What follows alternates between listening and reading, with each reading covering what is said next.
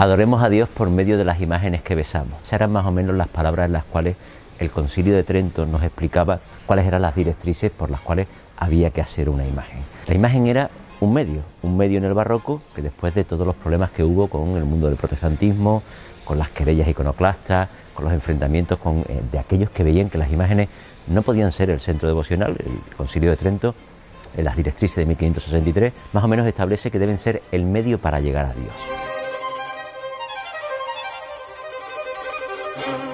Ese medio para llegar a Dios, por tanto, tiene que ser muy importante, tiene que tener unas directrices, tiene que tener una unción, tiene que tener unas características de calidad.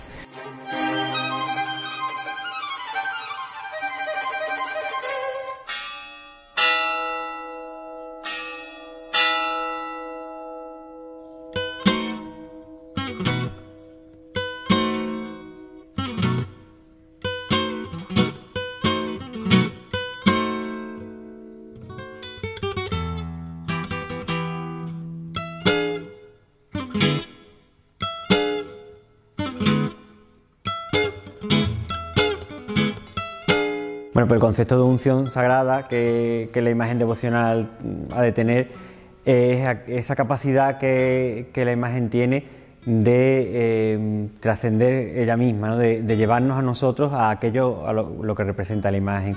La Iglesia ha aceptado la veneración de las imágenes no por lo que ellas son en sí, como imagen de madera o de otro material, sino por lo que ellas representan. Nosotros no veneramos a la imagen propiamente dicho, sino a lo que la imagen representa.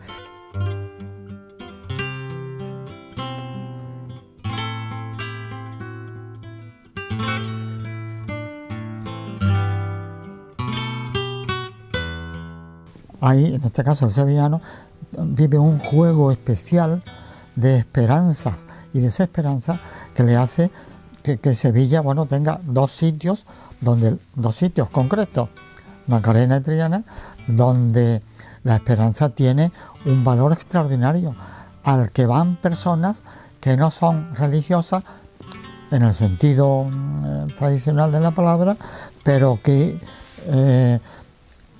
no solo que son devotos de esas imágenes, sino que quieren a esas imágenes y lo que supone ese sentido de la esperanza, que lo viven de una manera excepcional.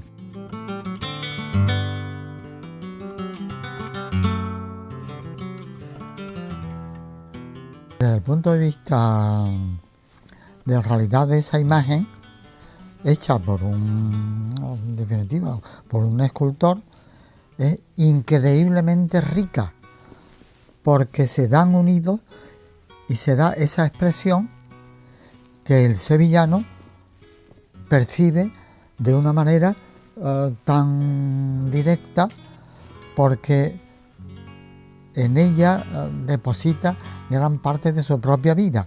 En Triana, desde luego, de una manera indiscutible. Lo mismo, el cachorro de Triana y la esperanza de Triana, eso no deja de ser sorprendente.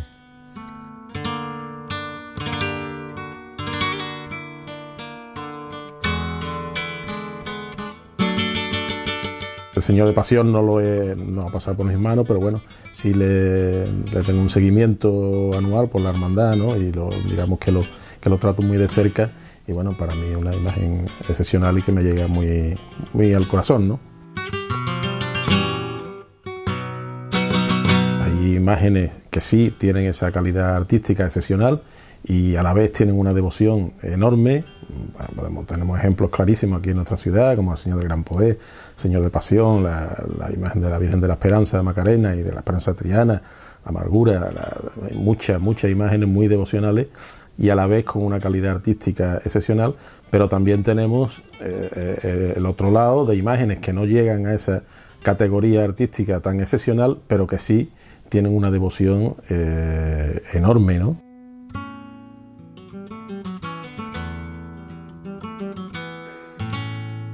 La restauración y por lo tanto una limpieza de una imagen es competencia total de las juntas de gobierno de las hermandades, ¿no? Con lo cual, bueno, pues tenemos que tener un máximo respeto a su decisión, porque ellos son los únicos que pueden valorar la repercusión de estas intervenciones, ¿no? Tenemos tenemos que tener un equilibrio entre la imagen como escultura material de un determinado valor artístico, material y cultural, y su valor como imagen de devoción. Si se ve, se estudia, se busca el sentido etimológico, sí, la etimología de la palabra de amargura, es de algo que es amargo. Amargo, que es ¿qué? Algo doloroso. No estamos ante muñecos bonitos, no estamos ante imágenes que se queden en sí, sino que son un medio para llegar a Dios. Esa trascendencia barroca es la que debe llegar, yo creo, que hasta nuestros días.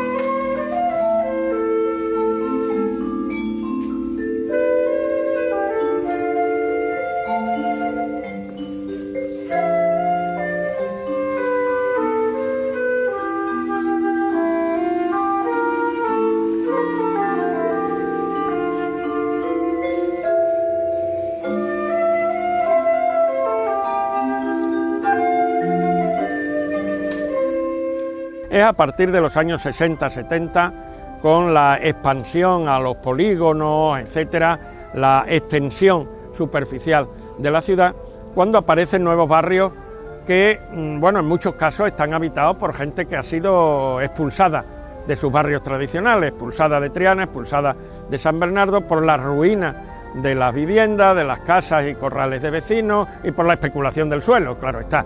Y esa gente que es desplazada al polígono de San Pablo o a la zona sur de la ciudad y a otros lugares, pues con el tiempo van creando nuevas cofradías.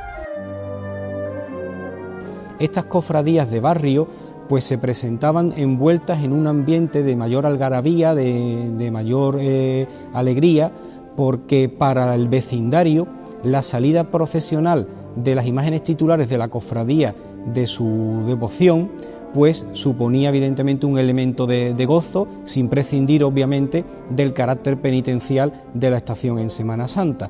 Pero no en vano había cofradías como la Piedad de Santa Marina, hoy conocida como la Hermandad de la Mortaja, que residiendo en Santa Marina pues llevaba incluso hasta 2 bandas de música dentro del propio cortejo procesional.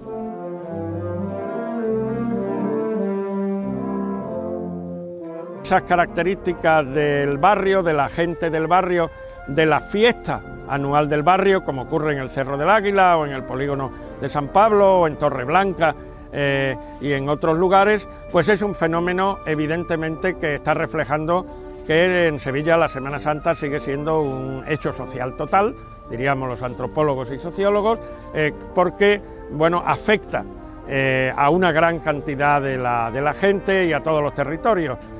Claro, esto contrasta con algunas de las visiones de ciertos sevillanos que consideran que Sevilla no va más allá de la Puerta Carmona, del Arco de la Macarena y de la Puerta Triana.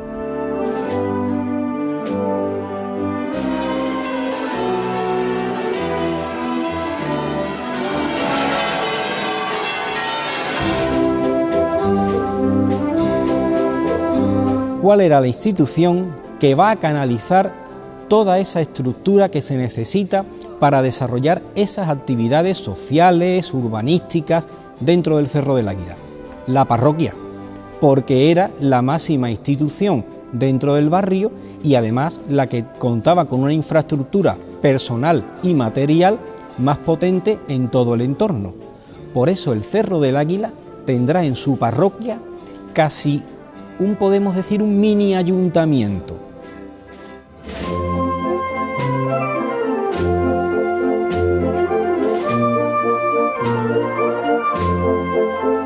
En una sociedad pues empobrecida después de 2 posguerras, ¿verdad?, de la Guerra Civil y de la Segunda Guerra Mundial, pues entendieran que era necesario dar un paso más y a esa labor que de por sí yo creo que hacían todas las hermandades, estructurarla en un órgano independiente de la mayordomía de la propia hermandad, con sus propios recursos, con su propia estructura, que fue la Bolsa de Caridad del Señor del Gran Poder.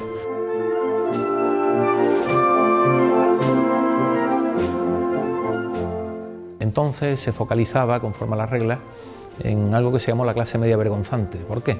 Pues porque entendían que estaban los pobres de solemnidad, si se me permite la expresión, que tenían sus instituciones propias de acogida, pero que había pues un estrato que en un determinado momento pues sufría una crisis económica, no tenía dónde acudir específicamente, y para ese colectivo concreto de alguna manera se crea la bolsa.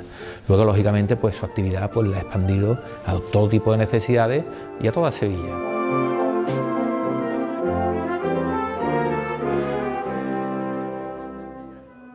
Alenté la idea del hermano mayor del Gran Poder y también alenté a los sacerdotes de las barriadas que en su día tal vez el Señor del Gran Poder va a visitar, a que acogieran con entusiasmo esta idea. Yo creo que puede ser algo pastoralmente muy fructífero, fructuoso.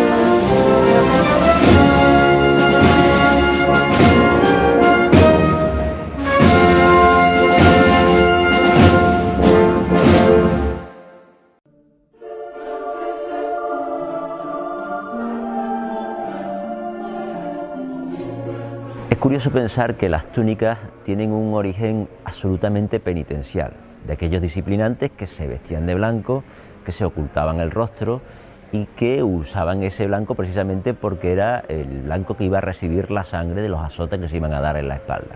Sin un espectáculo barroco que hoy día sería impensable.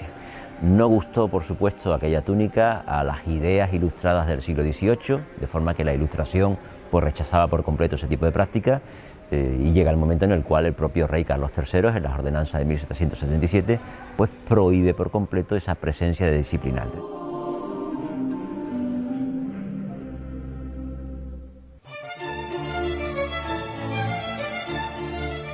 Muchas veces hay una especie de negación simbólica de la realidad social. ¿Qué quiero decir con esto?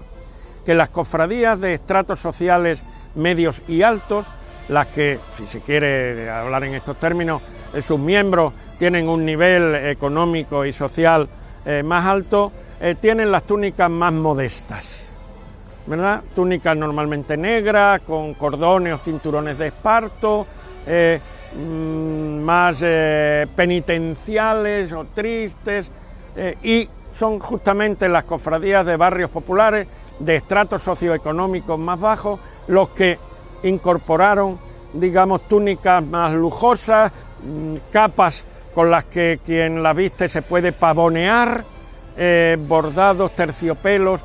Quiero decir que los de abajo en la sociedad ese día, digamos, parecen que son los de arriba, mientras que los que están arriba ese día aceptan parecer los de abajo.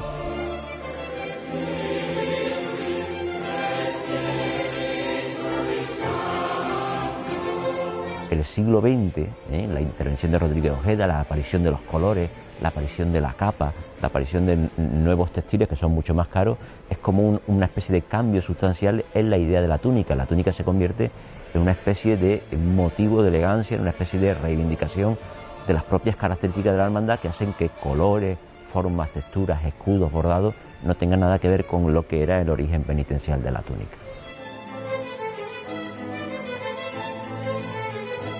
Mi padre hacía capirote en su casa desde pequeño, mi madre había cosido alguna que otra túnica con anterioridad antes de abrir la tienda, pero la tienda, como la Casa del Nazareno, estamos ya aquí desde 1979. dentro de las familias que tienen tradición de una cofradía es un elemento de identificación. La propia salida en Semana Santa, el vestir a los niños, y ahora también a las niñas, de nazareno, porque aquí en Sevilla siempre se ha dicho vestirse de nazareno, ¿verdad? Bueno, es un rasgo que tiene que ver con la identidad personal, pero tiene que ver sobre todo con la identidad familiar, también con la identidad del grupo social. Mi abuelo, don José Prados Vera, pues la tuvo, se la cedió a mi tío Ángel, al cual pues murió en septiembre del año 38, en el asalto del Ebro, y la heredó mi padre, y frases, digamos, como una ley, como si fuera un canon, le dijo mi abuelo a mi padre, y mi padre me dijo a mí: por favor, hijo mío, yo te echo la túnica, pero te ruego, por favor, que no os enterréis con ella. Del sentido de que va unido a los propios elementos o a los propios momentos vitales de cada persona, es decir, la túnica que se hizo uno cuando era pequeño, la túnica que se heredó del padre, la túnica que se heredó del abuelo, y que es un poco santo y seña por aquello de que está desgastada, pero que bueno, da una idea de que pertenecemos a la hermandad durante muchísimo tiempo.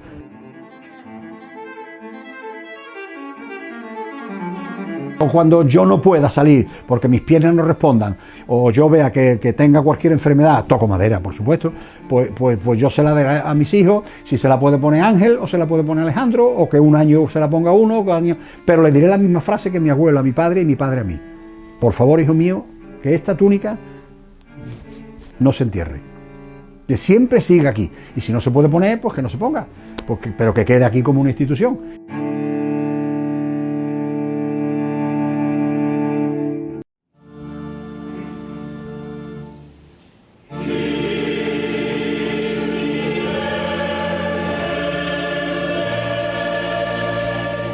Es muy difícil tratar de establecer si realmente aquellas procesiones del siglo XIV, del siglo XV, del siglo XVI, lo podríamos equiparar con el concepto que nosotros entendemos como Semana Santa.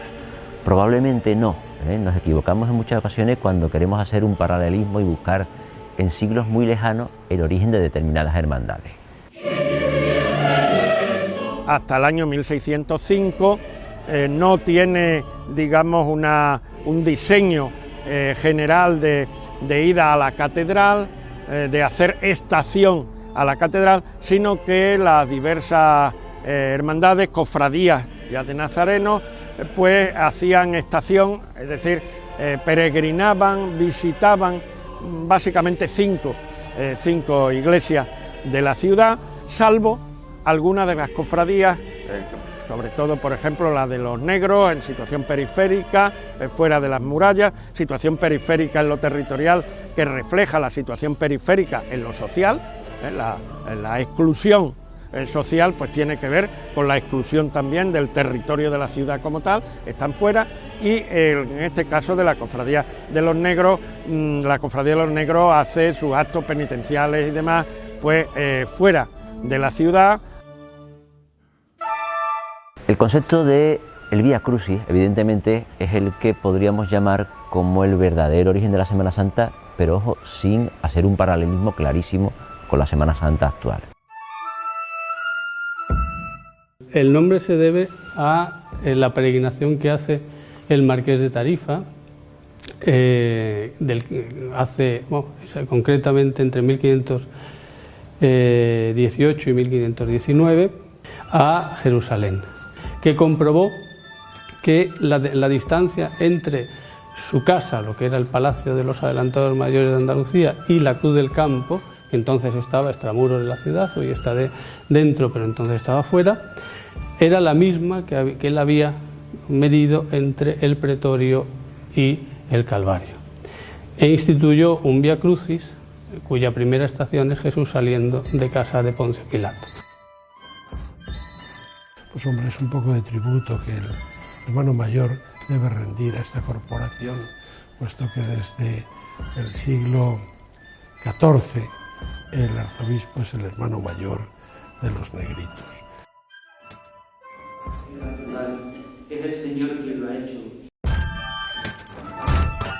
pero entra dentro de lo que se llamaban entonces esas estaciones que se podían hacer, en este caso de tipo penitencial, pero que según nos cuenta el abad Gordillo también se hacían a numerosos otros lugares, a iglesias, a capillas, a santos determinados.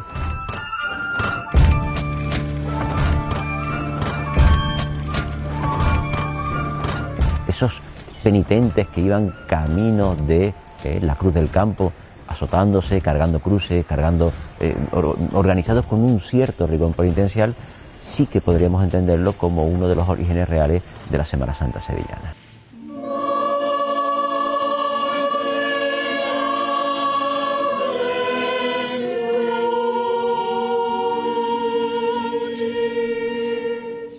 Hasta un momento determinado, los protagonistas en las comitivas de Semana Santa son las personas que hacen penitencia, los flagelantes, y las imágenes tienen una importancia muy secundaria, un crucifijo al final cerrando el cortejo. Eso va cambiando y cambia totalmente para adquirir el protagonismo las propias imágenes, las escenas de la Pasión, y en Sevilla y en Andalucía en general también el papel de la Dolorosa, de María, y digamos, aunque se mantienen los flagelantes, ya los flagelantes y sobre todo los hermanos de luz son los que acompañan a las imágenes. Hermandades y cofradías intentaron manipularlas, pues los poderes de la República, intentó manipularlas el poder de la dictadura de Primo de Rivera, intentó manipularlas el franquismo de forma absolutamente descarada, pero siempre ha habido intentó manipularlas, pues por supuesto, los políticos de la transición, los ayuntamientos de la transición, los ayuntamientos actuales, los poderes arzobispales, eclesiásticos y civiles actuales, pero siempre queda ese grado de independencia que hará que las corporaciones sean entidades vivas. Aquel día que las hermandades definitivamente sean absorbidas por algunos de esos poderes, pues probablemente se habrá terminado la Semana Santa independiente en el sentido que la conocemos.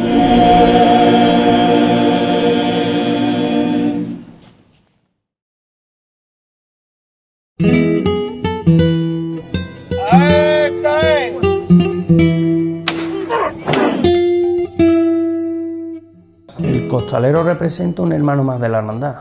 Aquí vamos a partir de la base que lo único imprescindible que son ella y él, que son los que van arriba. Los demás somos todos hermanos que venimos a servir a la hermandad, cada uno en un puesto diferente, ya sea de costalero, ya sea como en este caso mío de capataz, ya sea como hermano de nazareno, miembro de junta, pero que aquí tenemos que partir de la base que lo importante es lo que va arriba.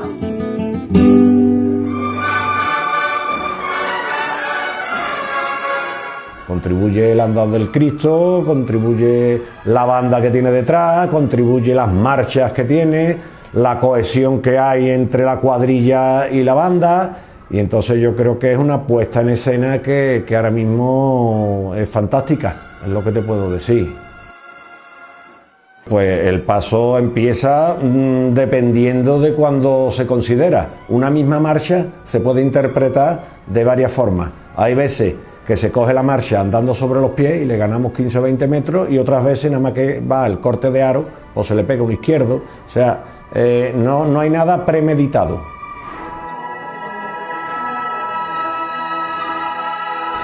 Las marchas clásicas no las hacen más clásicas la instrumentación que lleven ni toda la música que pueden llevar, ¿no? Lo hace clásico lo que se va a interpretar y cómo se va a interpretar, ¿no? Pero es verdad que hay muchas marchas que se componen hoy en día que se hacen más buscando el aplauso fácil o lo espectacular de la ejecución, y no se busca pues se puede decir que esa entrega del público costalero, imagen con la formación, ¿no? Yo perdía el dinero, yo ganaba más en el mercado que en las cofradías. Fíjate, el último de eso, con lo que nos dio la Santa Marta, el último jornada que ganó Santa Marta, creo que fueron 10.000 pesetas. Yo no sé lo que cobrarán hoy. Pero antes hemos cobrado nosotros nada. 500 pesetas, 600, 700. Un año saqué 9, porque entonces iba yo en el baratillo. Y sacaba el baratillo y le decía yo a mi compadre Luis, padre, ya sabe usted lo que estoy esperando, ¿no? Dice, vale. Y en la Magdalena me salía y se metía el Álvarez, un amigote también, que como íbamos 6 por Trabajadera y tú sabes que el paso ese es muy estrecho, no cabía, todos éramos anchos, pues se quedaban una fuera. Y se metió el Álvarez por mí y yo cogí para la Alameda y igualé la lanzada. Y saqué la lanzada también. Claro, uno de los mitos de la Semana Santa de Sevilla es que las mujeres nunca, hasta muy recientemente, han participado en las comitivas de las cofradías en Semana Santa. Eso es radicalmente incierto y cualquiera que tenga una cierta familiaridad con la documentación, incluso del siglo XVI, XVII, XVIII, pues hay tramos de mujeres, incluso insignias de las cofradías en la calle propias de los tramos de mujeres, en algunos casos incluso con un color de fondo de las insignias distinto. En los años 30 y 40, hasta el 41, que ya no salieron más, iban penitentas, se las llamaba, con el Señor de Pasión. Ellas iban con la túnica y el capirote, pero sin el cartón. Ellas no llevaban, sino simplemente, y llevaban el cirio, no lo llevaban en alto, sino que lo llevaban agarrado así en las manos. Y entonces hay muchas señoras que habían salido, por ejemplo, casos de personas que iban a mandar a sus maridos a la División Azul y hacían esa promesa, y fueron muchas. En el año 41, que fue el último año que salieron, eran 300 y pico. Las cofradías, digamos, más numerosas, incluso algunas de las más populares, fueron muy poco populares para esto y o consideraron que el pueblo era el pueblo de la parte masculina, mientras que lo popular femenino pues no se aceptaba. El 25 de septiembre de 2008 fue el cabildo para votar. Fue un cabildo multitudinario, vinieron un montón de hermanos, numerosísimos, y se decidió, por las propuestas de las personas que hablaron, se decidió que el cabildo se hiciera nominal. Y fue abrumador, fue abrumador el sí a las hermanas. Y entonces el primer año que salieron ya después de las penitentas del año 41 y las señoras del año 47, la primera vez que salían de nuevo porque es verdad, volvían las nazarenas a Pasión, no es que fuéramos las primeras, no, ya volvíamos, ya había habido nazarenas. Pues fue el 9 de abril, que fue el Jueves Santo de 2009.